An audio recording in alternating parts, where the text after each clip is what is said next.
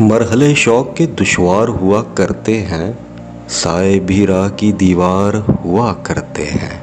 वो जो सच बोलते रहने की कसम खाते हैं, वो अदालत में गुनहगार हुआ करते हैं।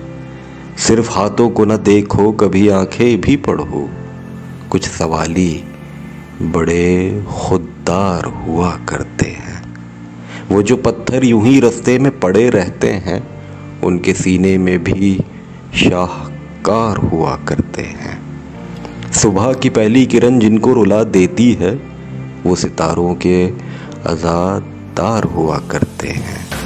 जिनकी आंखों में सदा प्यास के सहरा चमके, दर हकीकत वही फनकार हुआ करते हैं। शर्म आती है कि दुश्मन किसे समझे मोहसिन, शर्म आती है कि दुश्मन किसे समझे मोहसिन, दुश्मनी के भी तो मेयार हुआ करते हैं।